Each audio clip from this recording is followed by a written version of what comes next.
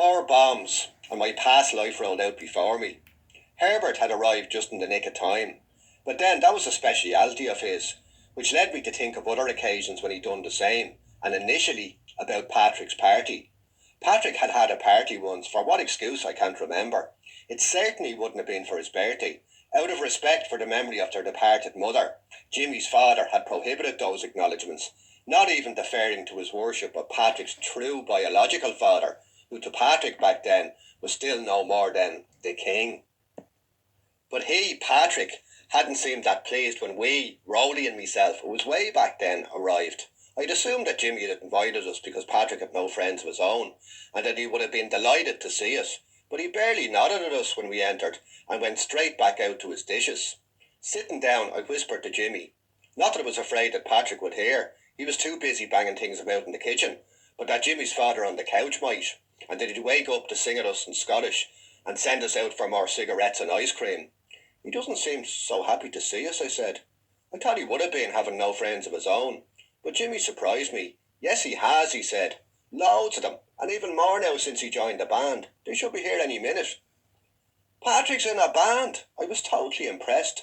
I'd never imagined him as the type. Well, not a real one, Jimmy admitted. Just one of those with trumpets and horns and all that kind of old nonsense. What does he play, I asked. Well, nothing really yet, Jimmy was honest. But they let him hang around and make the tea, and he said he's saving up to buy a clarinet. They're going to be very big, he added, after a pause. So we waited excitedly for these budding stars to arrive, only to be rewarded with the prevailing ones. Mickey and two of his mates roared in. The Conroys were surely a tight-knit family, and after waking Jimmy's father to get drunk again with, they sat on the floor smoking and eating Patrick's freshly made delicacies. Although personally I thought the party was a great success. Even if the band never showed, we'd want to listen to that kind of stuff anyway. And we were all enjoying the goodies. But Patrick didn't look happy at all, and wouldn't speak to anyone, except to ask us if we had enough of everything, and was there anything else that we desired. He could be very sarcastic by times, and it was there that the trouble was starting. When he appeared in the apron and rubber gloves that Anna had bought for him, his only present, now there was a friend, but she wouldn't have been allowed to be there by either side, and asked that same question. One of Mickey's friends sniggered loudly into his Rice Krispie cake, and again then, when Patrick returned, refusing to look at him, but giggling at his own reflection in Mickey's shiny boots of leather. And Mickey wasn't taking it well. That was plain for all to see. The colour had drained from his face, and he just kept staring at the wall across from him. The other one, though, I have to say, was behaving himself very well.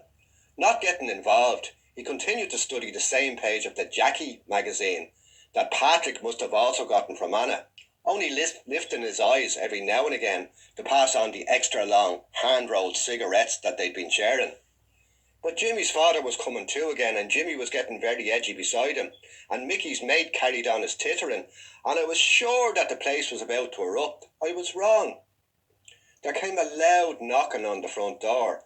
Answering it, it seemed that everyone else had either buried their heads in their hands or run to hide behind the sofa. Herbert stood there holding, along with his brown paper bag, now that I come to think of it, a long cardboard box. He brought it inside, laid it on the floor and removed the lid to rise and present Patrick with. He left again straight away, of course. Guess what? No, I was wrong again. It wasn't a clarinet. It was, apparently, a tin whistle, but a large wooden one that Herbert had crafted himself in Uncle Jimmy's yard, and Patrick was so delighted that he retired immediately to his room to play on it. An air of jollity befell all.